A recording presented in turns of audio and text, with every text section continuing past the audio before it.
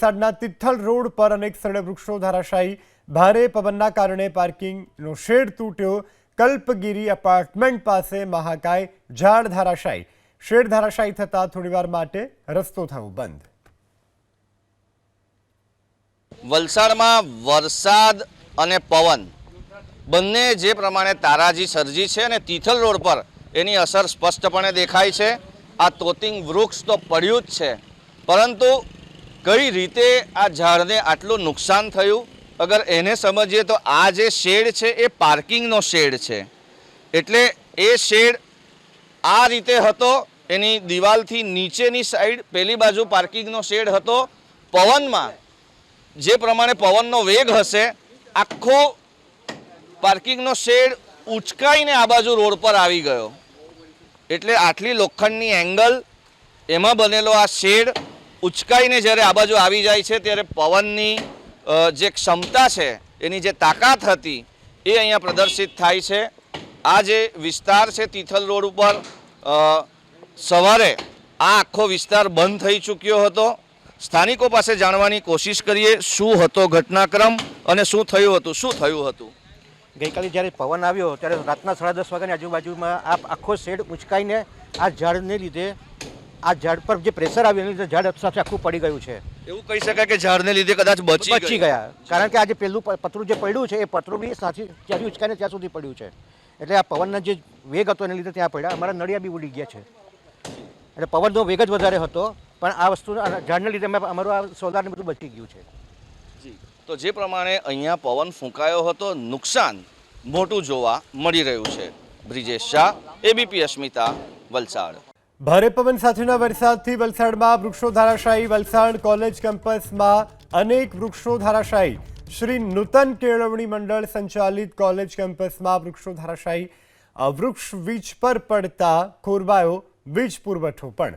તો વલસાડમાં આજે કુદરતના ડબલ પ્રકોપ જોવા મળ્યો છે। એક તરફ ધોધમાર વરસાદ અને બીજી તરફ ભારે સુસવાટા સાથે પવન ફૂંકાવ્યો, જેને કારણે અનેક જગ્યા પર વૃક્ષો ધરાશાયી થયા છે। વરસાદ અને પવન જાણે મિની વાવાઝોડું હોય તે રીતે એણે વલસાડના અલગ અલગ વિસ્તારમાં કેર વરસાવ્યો છે। ખાસ કરીને તિથલ રોડ ઉપર કહી શકાય કે આ વિસ્તારમાં સૌથી રમણીય વિસ્તાર હોય તો એ છે કોલેજ કેમ્પસ। અને કોલેજ કેમ્પસની આ સ્થિતિ આપ જોઈ શકો છો। વર્ષો જૂના ઉછેરેલા ઝાડો પવનની સામે ટકી નહોતા શક્યા અને અત્યારે પણ આપ જોઈ શકો છો લાઈવ ઝાડ પડ્યું છે। જે જગ્યા પરથી અમે હમણાં નીકળ્યા હતા ત્યાં જ લાઈવ ઝાડ પડ્યું છે અને તૂટીને એનો આખો ભાગ અહીંયા આવી ગયો છે। ખૂબ જૂના અને મોટા ઝાડો છે અહીંયા, અને અત્યારે જ આ ઝાડ જસ્ટ જ્યારે આ દ્રશ્યો અમે લઈ રહ્યા હતા તે જ સમયે આ ઝાડ પડ્યું છે। આપ જોઈ શકો છો કોલેજ કેમ્પસની સ્થિતિ, ખૂબ જૂના ઝાડ, ખૂબ રમણીય વિસ્તાર, બોટેનીના ધ્યાનમાં રાખીને, એટલે કે વનસ્પતિ શાસ્ત્રને ધ્યાનમાં રાખીને આ તમામ ઓર્નામેન્ટલ ઝાડ અહીંયા ઉગાડવામાં આવ્યા હતા। વર્ષો જૂના ઝાડ છે, કોલેજ સ્થપાયેલી ત્યારના આ ઝાડ રોપવામાં આવેલા હતા અને આ પરિસ્થિતિ આપ જોઈ શકો છો। અલગ અલગ જગ્યા ઉપર એની ડાળીઓ પડી રહી છે, ઘણી જગ્યાએ આખે આખું વૃક્ષ પડ્યું છે। કેવો કેર વરસાવ્યો હશે વરસાદે અને પવને ગત રાત્રિએ અને વહેલી સવારે એ આપ જોઈ શકો છો। થોડા સમયે પવનનો વેગ વધતો જાય છે। વરસાદ માટે આ વિસ્તાર જાણીતો છે। 100 ઇંચ જેટલો વરસાદ પડતો હોય છે, ધોધમાર વરસાદ પડતો હોય છે, પરંતુ આ વખતે પવન સાથેના વરસાદે આ કેર વરસાવ્યો છે, જે આપ જોઈ શકો છો। બ્રિજેશ શાહ, એબીપી અસ્મિતા, વલસાડ।